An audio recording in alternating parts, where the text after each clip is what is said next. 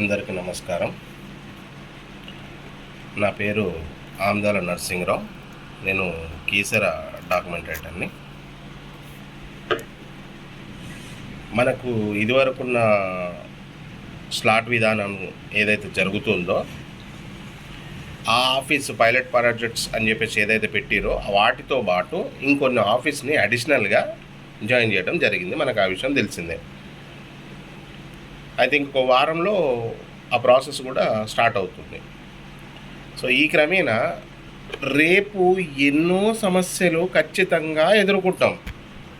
So అది కేవలం మనం మాత్రమే ఎదుర్కొంటాము అని చెప్పడానికని కాదు, ఖచ్చితంగా ప్రజలు కూడా ఆ ప్రాబ్లమ్స్ని ఎదుర్కొంటుంది. ముఖ్యంగా ఒక డాక్యుమెంట్ సంబంధించి రిజిస్ట్రేషన్స్ అయ్యే సమయానికి డాక్యుమెంట్ డీటెయిల్స్ అనేది క్లారిటీగా రావట్లేదు.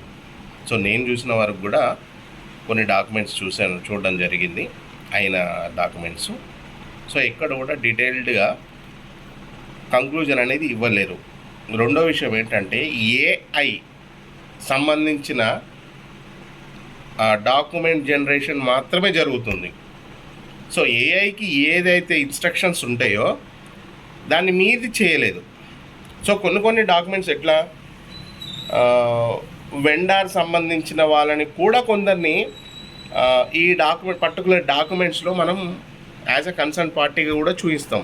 ఆ కన్సర్న్ పార్టీస్ను కూడా ఎక్కడ చూపించడం లేదు. సో డబల్ డాక్యుమెంట్లు ఉంటాయి, అంటే డబల్ రిజిస్ట్రేషన్ అయిన డాక్యుమెంట్లు ఉంటాయి. మనం ఏం చేస్తాము, ఆ డాక్యుమెంట్ సెలిడా ఏజీపీయా ఏది ఉందో చూసి ఆ డాక్యుమెంట్ని ప్లస్ ఏదైతే ఫేక్ అయిన డాక్యుమెంట్ని రెండింటిని మళ్ళీ మనం క్లబ్ చేస్తాం. అది ఏజీపీ కావచ్చు, సెలిడ్ కావచ్చు, ఏదైనా కావచ్చు, వాటిని అన్నింటిని మళ్ళీ క్లబ్ చేసి ఒక డాక్యుమెంట్గా ప్రిపేర్ చేసి ఇటు వెండార్కి అటు వెండికి ఏ ఇద్దరికి కూడా ఇబ్బంది లేకుండా మనం డాక్యుమెంట్ ప్రిపేర్ చేస్తాం. అదొకటి డాక్యుమెంట్లో మిస్ అయ్యింది, అంటే అది రావట్లేదు. సో అదొక్కసారి రేపు రిజిస్ట్రేషన్స్ అయిన తర్వాత 100% ఇవనేది బయటికి వెళ్తుంది. ఖచ్చితంగా అక్కడున్న జ్యూరిడిక్షన్లో ఉన్న సబ్ రిజిస్టర్లు కూడా ఈ ప్రాబ్లం అనేది ఫేస్ చేస్తారు. మరి అలాంటి పరిస్థితుల్లో ఉన్నప్పుడు సబ్ రిజిస్టర్లు కూడా అక్కడున్న డిఆర్లు కూడా వీటికి సంబంధించిన ప్రత్యామ్నాయం అనేది చూడాలి. సో ఇప్పటివరకు అయితే ఒకవేళ ఏదన్నా అనుకోకుండా ఏదైనా తప్పు దొర్లితే దానికి సంబంధించి మనం ఒక డాక్యుమెంట్ ప్రిపేర్ చేసేవాళ్ళం, రెక్టిఫికేషన్ అని. పూర్తిగా మనమే ముందుండి ఇన్ని వెతికి ఇన్ని చెక్ చేసినాక కూడా డాక్యుమెంట్లో మిస్టేక్ వచ్చినా ఆ డాక్యుమెంట్ మనమే దగ్గరుండి పార్టీస్కి సంజాయించి పర్వాలేదు అని ఆ చలాన్ ఒక్కసారి వాళ్ళు కడతారు, కొన్నిసార్లు మనం కూడా కట్టిన రోజులు కూడా ఉన్నాయి. ఇది ప్రతి ఒక్కరికి ఎదురయ్యే సమస్యనే. ఎందుకంటే మనమేం దేవుళ్ళం కాదు, ఖచ్చితంగా తప్పులు అనేవి జరుగుతాయి. తప్పులని మనము సరి చేస్తూ ప్రభుత్వానికి ఇటు ప్రజలకి మధ్యలో వారధిగా మనం ఉన్నాం.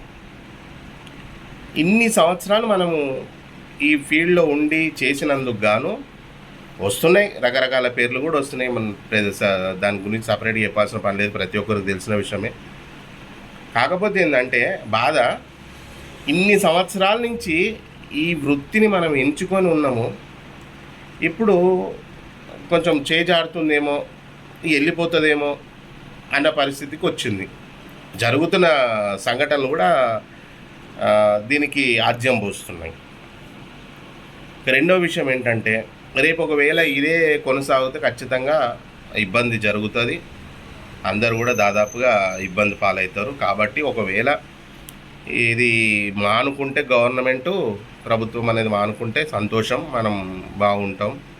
ఇంకోటి ఏంటంటే ఇటు ప్రజలకి, అంటే ఇటు డాక్యుమెంట్ రైటర్లకి ఇటు సబ్ రిజిస్టర్లకు కూడా కొంత సపోర్ట్గా నిలిచి డిఆర్ వాళ్ళతోటి కూడా కొంచెం చెప్పి, ఎందుకంటే సార్ మరి డాక్యుమెంట్ రైటర్లు లేనిది మనకి ఈ ప్రాబ్లం అనేది ఫేస్ అవుతుంది అన్న విషయం మీకు కూడా తెలుసు. కాబట్టి వాళ్ళు కూడా కొంచెం చెప్పి ఇలాంటి ప్రయత్నాలని కొంచెం విరమించే విధంగా చూస్తారని ఆశిస్తున్నాను. ఎందుకంటే అందరు ఉండకపోవచ్చు, కొందరైతే 100% డాక్యుమెంట్ రైటర్లకు సపోర్ట్గానే ఉంటారు. కాబట్టి అలాంటి ఒక ఉన్న అధికారులకు మేము చెయ్యెత్తి నమస్కరిస్తాం.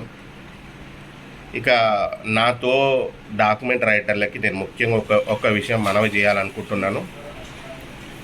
డాక్యుమెంట్లు చేసేటప్పుడు మన మన దగ్గర పనిచేసే పిల్లలు కూడా మనతో పాటు ఒక డాక్యుమెంట్ గురించి వెళ్ళి చేస్తున్నారు. అంటే డాక్యుమెంట్ కంప్లీట్ అయ్యేదాకా పిల్లలే ఉంటారు, మనం ఓన్లీ ప్రిపేర్ చేస్తాం.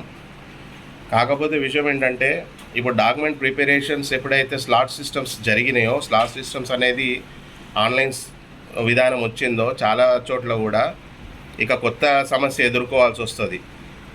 ముఖ్యంగా ఏంటంటే అక్కడ ఉన్న పిల్లలు ఈరోజు మనకు అవసరం అని చెప్పేసి ఒక్కొక్కరు 5, 6, 10 మందిని కూడా పెట్టిన ఆఫీసులు ఉంటాయి. ఎప్పుడైతే స్లాట్ సిస్టమ్ స్టార్ట్ అయ్యిందో ఇబ్బంది జరుగుతుంది. అంటే ఇబ్బంది జరుగుతుంటే ఎక్కడి నుంచి నేను దీన్ని నివృత్తి చేయాలి, ఎక్కడి నుంచి మనం తగ్గించుకోవాలి అనేది ఆలోచిస్తే ముఖ్యంగా వచ్చేది ఏంటంటే ఆఫీస్లో స్టాఫ్ తగ్గిస్తే బాగుంటుంది అన్న ఆలోచన వస్తుంది. సో ఈ ఆలోచన కూడా ప్రభుత్వం ఏ రకంగా అయితే మన పైన భారం మోపుతుందో మనం పిల్లలపైన భారం మోపుతున్నట్టే. పిల్లలు మన పిల్లలే అనుకున్నాం ఇన్ని రోజులు. వాళ్ళు ₹1 చేస్తే మనకు సంతోషం అన్నాం. మనం ఏదైనా డాక్యుమెంట్ ప్రిపేర్ చేస్తే వాళ్ళ వల్ల మనకు ఎంతో కొంత లాభం అనేది గడిచాం.